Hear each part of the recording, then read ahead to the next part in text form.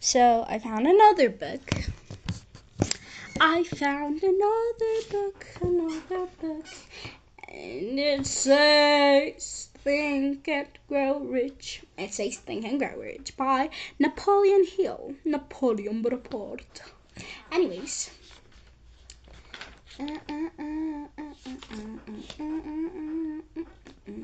Feel like this is much better. So we're gonna start from chapter 1. Yeah. There you are. So it says, Part 1, Thoughts or Things. The man who thought his way into partnership was Thomas Edison. Truly, thoughts or things. Okay. I actually have a cold, so I'll be talking in a low voice. Truly, thoughts are things. And powerful things at that, when they are mixed with definiteness of purpose, persistence, and a burning desire for their translation into rich or other material objects. Some years ago, Edwin C. Barnes discovered how true it is that men really do think and grow rich. His discovery did not come about at one sitting. It came little by little, beginning with a burning desire to become a business associate of the great Edison. One of the chief characteristics of Barnes' desire was that it was definite. He wanted to work with Edison, not for him. No, not for him.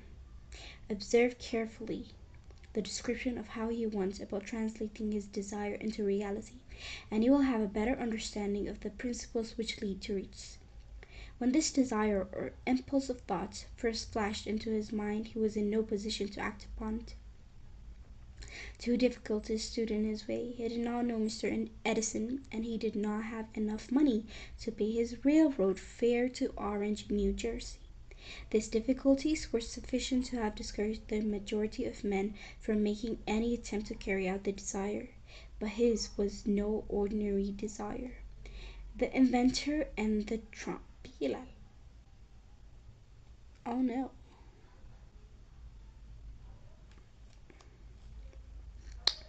Anyways. Okay, so he presented himself at Mr. Edison's laboratory and announced he had come to go into business with the inventor. And speaking of the first meeting between Barnes and Edison years later, Mr. Edison said, He stood there before me, looking like an ordinary trump. But there was something in the expression of his face which conveyed the impression that he was determined to get what he had come after. I want to say this again, actually. He stood there before me, looking like an ordinary trump. But there was something in the expression of his face which conveyed the impression that he was determined to get what he had come after. I had learned from years of experience with men that when a man really desires a thing so deeply that he is willing to stake his entire future on a single turn of the wheel in order to get it, he is sure to win. I gave him the opportunity he asked for because as so he had made up his mind to stand by until he succeeded. Subsequent events proved that no mistake was made. It could not have been the young man's appearance which got him his start in the Edison's office, for that was definitely against him. It was what he thought that counted. Barnes did not get his partnership with Edison on his first interview. He did get a chance to work in the Edison offices at a very nominal wage. Months went by. Apparently nothing happened to bring nearer the coveted goal which Barnes had set up in his mind as his definite major purpose. But something important was happening in Barnes' mind. He was constantly intensifying his desire to become the business associate of Edison. Psychologists have correctly said that when one is truly ready for a thing, it puts in its appearance. Damn. So, wow. When one is truly ready for a thing, it puts in its appearance. Okay, Barnes was ready for a business association with Edison. Moreover, he was determined to remain ready until he got that which he was seeking. He did not say to himself, "Oh, well, what's the use? I guess I'll change my mind and try for a salesman job."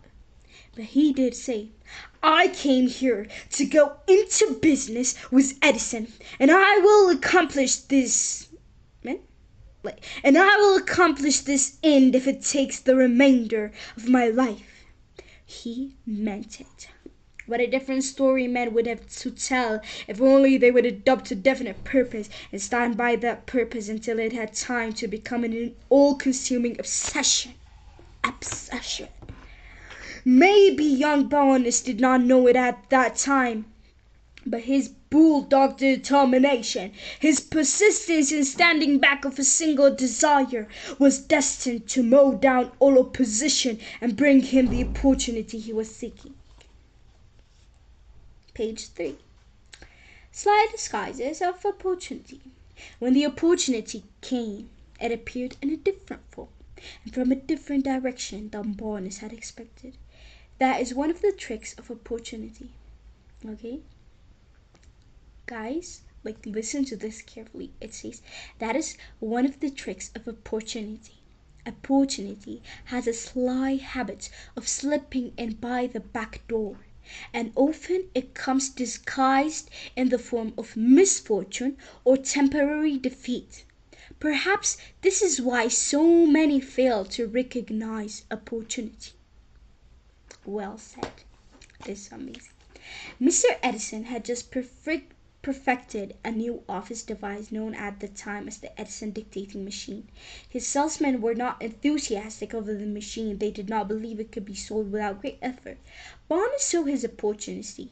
It had crawled in quietly, hidden in a queer-looking machine which interested no one but Bowanus and the inventor.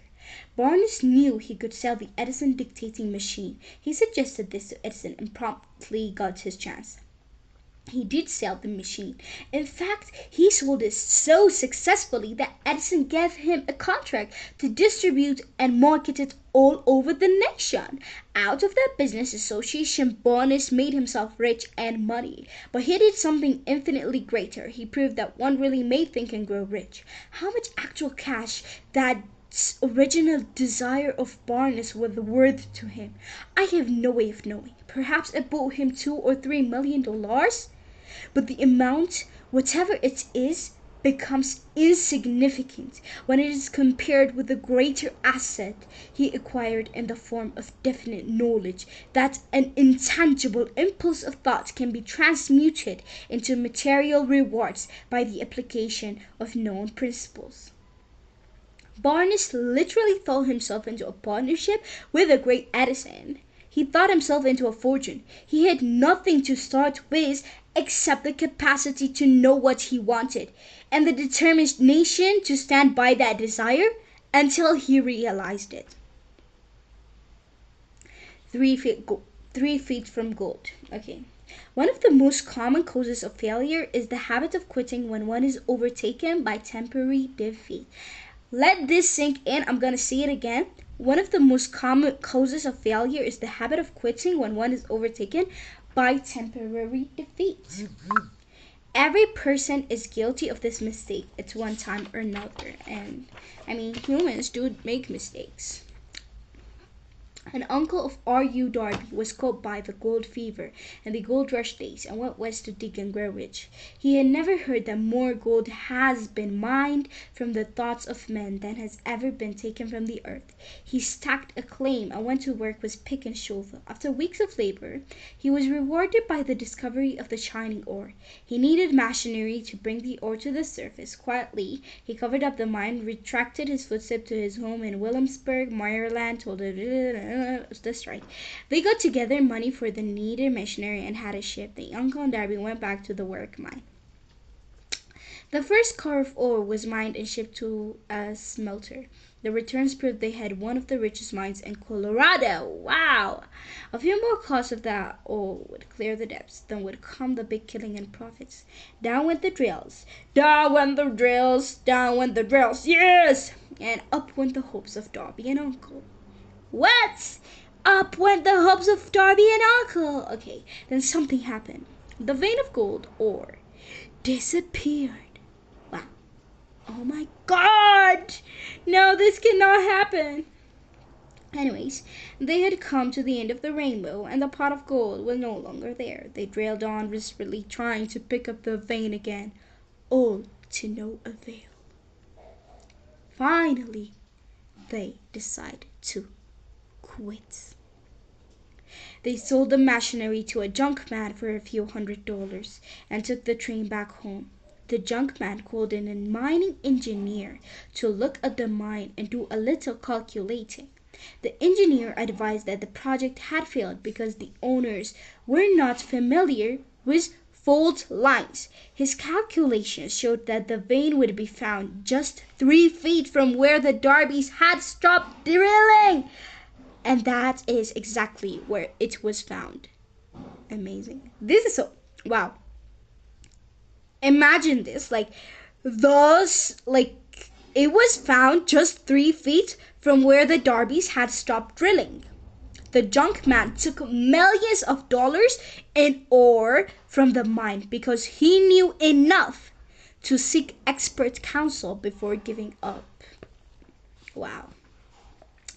Okay, another story. Here we come. It says, I will never stop because men say no. Okay.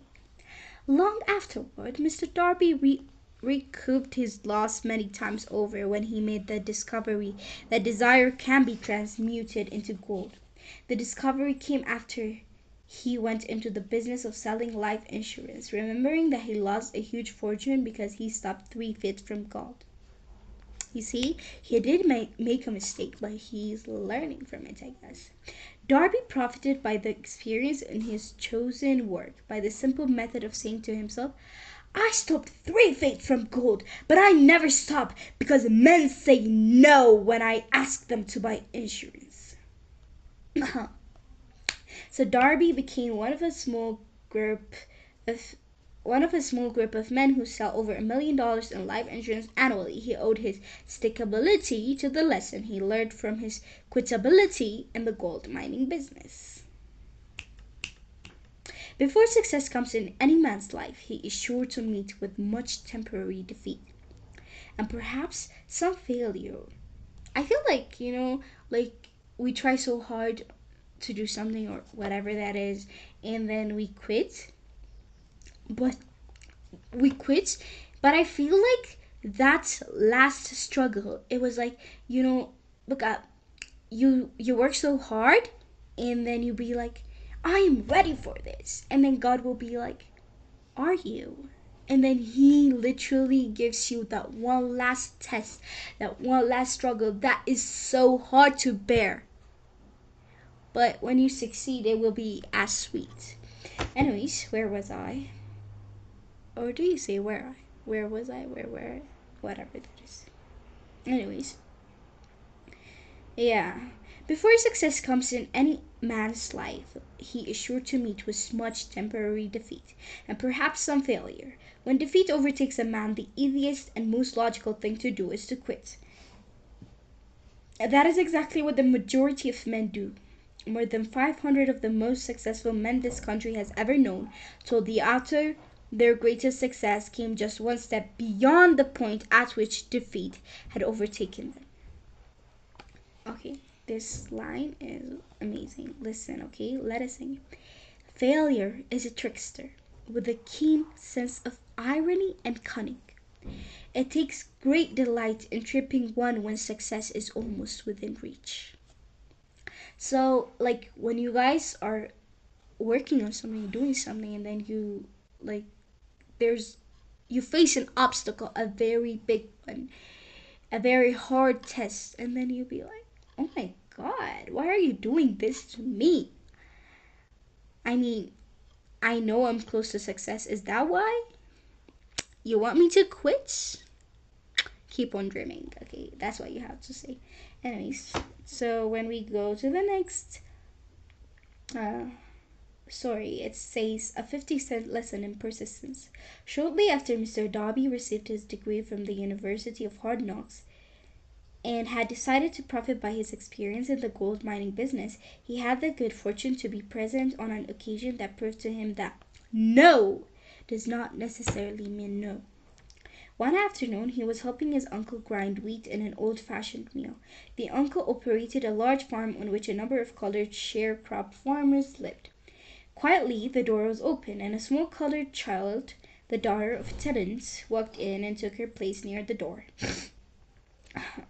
The uncle looked up, saw the child, and barked at her roughly. "What do you want?" Meekly, the child replied, "My mommy says send her 50 cents. "I'll not do it," the uncle retorted. "Now you run on home." "Yes, sir," the child replied. But she did not move. The uncle went ahead with his work, so busily engaged that he did not pay enough attention to the child to observe that she did not leave. When he looked up and saw her still standing there, he yelled at her, "I told you to go on home! Now go, or I'll take a switch to you." The little girl said, "Yes, sir," but she did not budge. The uncle dropped a sack of grain he was about to pour into the mill hopper, picked up a barrel stave, and started toward the child with an expression on his face that indicated trouble. Darby held his breath. He was certain he was about to witness an assault. He knew his uncle had a fierce temper. When the uncle reached the spot where the child was standing, she quickly stepped forward, one step, looked up into his eyes, and screamed at the top of her shrill voice, "My mommy's gotta have that 50 cents!" The uncle stopped, looked at her for a minute, then slowly laid the barrel sieve on the floor, put his hand in his pocket, took out $50 and gave it to her. The child took the money and slowly backed toward the door, never taking her eyes off the man whom she had just conquered. After she had gone, the uncle sat down on the box and looked out the window into space for more than 10 minutes. He was pondering with awe over the whipping he had just taken. Mr. Darby, too, was doing some thinking. That was the first time in all his experience that he had seen a colored child deliberately master an adult white person. How did she do it? What happened to his uncle that caused him to lose his fierceness and become as docile as a lamb? What strange power did this child use that made flash into Darby's mind? But he did not find the answer until years later, when he told me the story.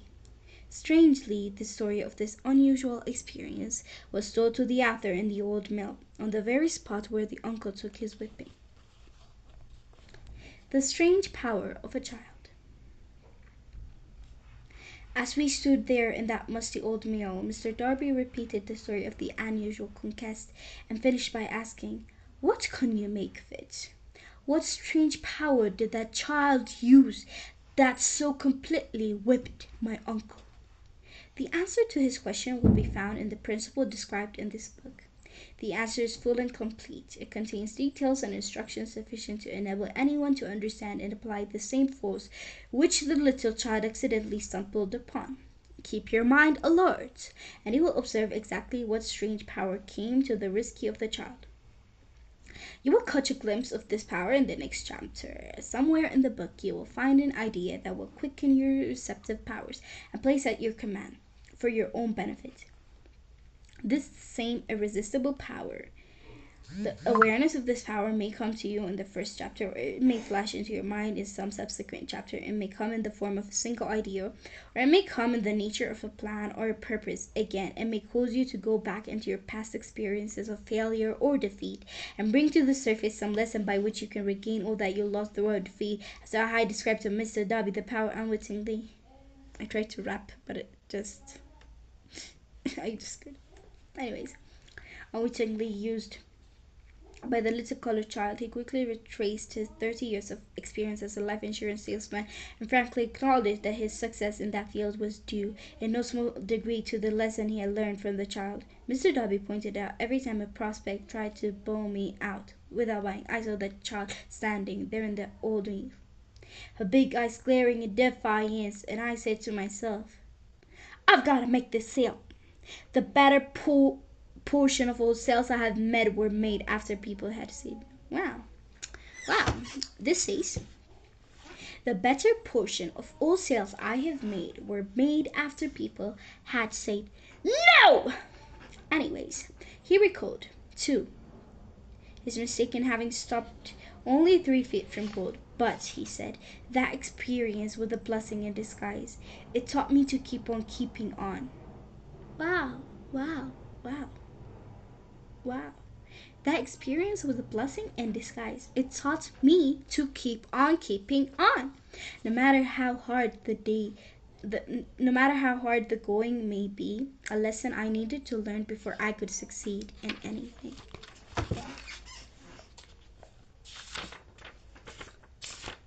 Ah, yes, this one. Okay.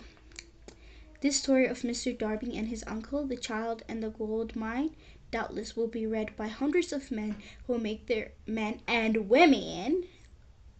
Yeah, anyways, who make their living by selling life insurance, and to all of those, the author wishes to offer the suggestion that Darby owes to these two experiences his ability to sell more than $1 million of life insurances every year. Mr. Darby's experiences were commonplace and simple enough, yet they held the answer to his destiny alive.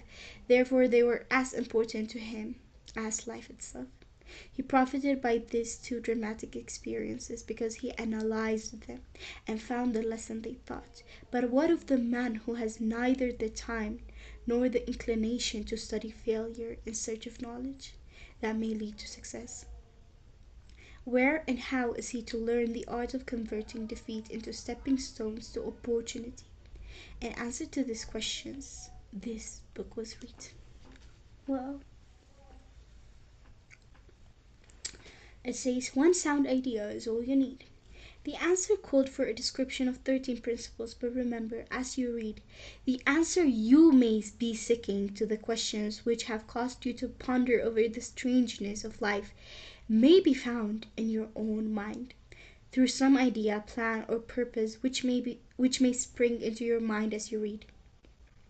One sound idea is all that one needs to achieve success. The principles described in this book contain ways and means of creating useful ideas. Before we go any further in our approach to the description of these principles, we believe you are entitled to receive these important suggestions. When riches begin to come, they come so quickly, in such great abundance, that one wonders where they have been hiding during all those lean years. This is an astounding statement, and all the more so when we take into consideration the popular belief that riches come only to those who work hard and long. When you begin to think and grow rich, you will observe that riches begin with a state of mind, with definiteness of purpose. With little or no hard work, you and every other person ought to be interested in knowing how to acquire that state of mind which will attract riches. I spent 25 years in research because I too wanted to know how wealthy men become that way. Observe very closely. As soon as you master the principles of this philosophy and begin to follow the instructions for applying those principles, your financial status will begin to improve and everything you touch will begin to transmute itself into an asset for your benefit. Impossible? Not at all. One of the main weaknesses of mankind is the average man's familiarity with the world. Impossible. Wow. One of the main weaknesses of mankind is the average man's familiarity with the world. Impossible. Okay. He knows all the rules which will not work. He knows all the things which cannot be done. This book was written for those who seek the rules which have made others successful and are willing to stake everything on those rules. Success comes to those who become success conscious. Failure comes to those who indifferently allow themselves to become failure conscious. The object of this book is to help all who seek it to learn the art of changing their minds from failure consciousness to success consciousness. Another weakness found in altogether too many people is the habit of measuring everything and everyone by their own impressions and beliefs. Some persons who read this will believe that they cannot think and grow rich because their thought habits have been steeped in poverty, want, misery, failure, and defeat. These unfortunate people remind me of a prominent Chinese who came to America to be educated in American ways. He attended the University of Chicago. One day, President Harper met this young Oriental on the campus, stopped to chat with him for a few minutes, and asked what had impressed him as being the most noticeable characteristics of the American people. "Why," the student exclaimed, "the queer slant of your eyes. Your eyes are of slant. What do we say about the Chinese?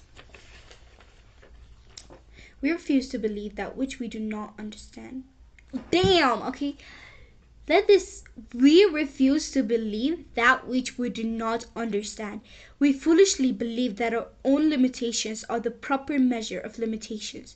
Sure, the other fellow's eyes are off slants because they are not the same as our own. Okay. The next story is the impossible Ford V8 motor. When Henry Ford decided to produce his famous V8 motor, he chose to build an engine with the entire 8 cylinders cast in one block and instructed his engineers to produce a design for the engine. The design was placed on paper, but the engineers agreed to a man that it was simply impossible to cast an 8 cylinder engine block in one piece. Ford said, "Produce it anyway," but they replied, "It's impossible." "Go ahead," Ford commanded, "and stay on the job until you succeed, no matter how much time is required." The engineers went ahead. There was nothing else for them to do if they were to remain on the Ford stuff. 6 months went by, nothing happened. Another 6 months passed, and still nothing happened. The engineers tried every conceivable plan to carry out the orders, but the thing seemed out of the question. Impossible! At the end of the year, Ford checked with his engineers, and again they informed him that they had found no way to carry out his orders. "Go right ahead," said Ford. "I want it, and I'll have it." They went ahead, and then, as if by a stroke of magic, the secret was discovered. The Ford determination had won once more. This story may not be described with minute accuracy, but the sum and substance of it is correct. Deduce from it, you who wish to think and grow rich, the secret of the Ford millions if you can. You'll not have to look very far. Henry Ford was a success because he understood and applied the principles of success. One of these is desire, knowing what one wants. Remember this Ford story as you read and pick out the lines in which the secret of his stupendous achievements have been described. If you can do this, if you can lay your finger on the particular group of principles which made Henry Ford rich, you can equal his achievements in almost any calling for which you are suited. Okay, and this says why you are the master of your fate. When Henley wrote the prophetic lines, "I am the master of my fate, and I am the captain of my souls," not literally, it says, "I'm the master of my fate, I am the captain of my souls." He should have informed us that we are the masters of our fate, the captains of our souls, because we have the power to control our thoughts. He should have told us that our brains become magnetized with the dominating thoughts which we hold in our minds. And by means with which no man is familiar, these magnets attract to us the forces, the people, the circumstances of life which harmonize with the nature of our dominating thoughts. He should have told us that before we can accumulate riches and great abundance, we must magnetize our minds with intense desire for riches, that we must become money conscious until the desire for money drives us to create definite plans for acquiring it. But being a poet and not a philosopher, Henley contented himself by stating a great truth in poetic form, leaving those who followed him to interpret the philosophical meaning of his lines. Little by little, the truth has unfolded itself until it now appears certain that the principles described in this book hold the secret of mastery over our economic fate. Okay. It says, principles that can change your destiny. We are now ready to examine the first of these principles. Maintain a spirit of open-mindedness and remember, as you read, they are the invention of no one man. The principles have worked for many men. You can put them to work for your own enduring benefit. You will find it easy, not hard to do. Some years ago, I delivered the commencement address at Salem College, Salem, West Virginia. I emphasized the principle described in the next chapter with so much intensity that one of the members of the graduating class definitely appropriated it and made it part of his own philosophy. The young man became a congressman and an important factor in Franklin D. Roosevelt's administration. He wrote me a letter in which he so clearly stated his opinion of the principle outlined in the next chapter that I have chosen to publish his letter as an introduction to that chapter. It gives you an idea of the rewards to come. I just saw the next chapter, and I'm not gonna tell you guys, okay? Anyways, my dear Napoleon. Is this the letter? Yeah, I guess. My dear Napoleon, my service as a member of Congress having given me an insight into the problems of men and women, I am writing to offer suggestions which may become helpful to thousands of worthy people. In 1922, you delivered the commencement address at Salem College when I was a member of the graduating class. In that address, you planted in my mind an idea which has been responsible for the opportunity I now have to serve the people of my state, and will be responsible in a very large measure for whatever success I may have in the future. I recall, as though it were yesterday, the marvelous description you gave of the method by which Henry Ford, with but little schooling, without a dollar, with no influential friends, rose to great heights. I made up my mind then, even before you had finished your speech, that I would make a place for myself, no matter how many difficulties I had to surmount. Thousands of young people will finish their schooling this year, and within the next few years every one of them will be seeking just such a message of practical encouragement as the one I received from you. They will want to know where to turn, what to do to get started in life. You can tell them, because you have helped to solve the problems of so many people. There are thousands of people in America today who would like to know how they can convert ideas into money. People who must start at scratch without finances and recoup their losses. If anyone can help them, you can. If you publish the book, I would like to own the first copy that comes from the press, personally autographed by you. With best wishes, believe me, cordially yours, Jennings Randolph. 35 years later, 35 years after I made that speech, it was my pleasure to return to Salem College in 1957 and deliver the baccalaureate sermon at that time. I received an honorary Doctor of Literature degree from Salem College.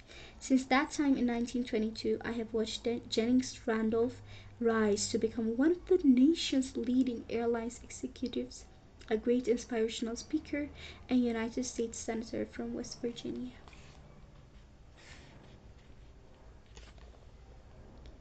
When was this book even wrote?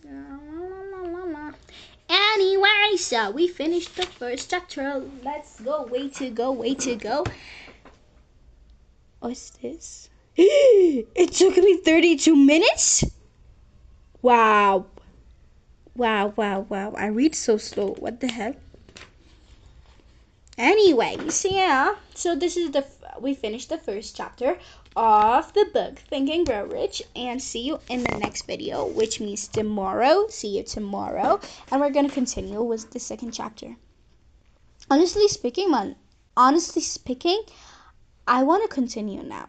Like, I have the motivation to continue, but I feel like motivation fades, right? So instead of like starting so big and not continuing and like making it fade away, it's better if we start small, you know? Because like consistency is better. Consistency is always better. Like, success is the sum of small efforts. Yeah, so I'll be restricting myself and I won't be reading more. See you tomorrow, everyone.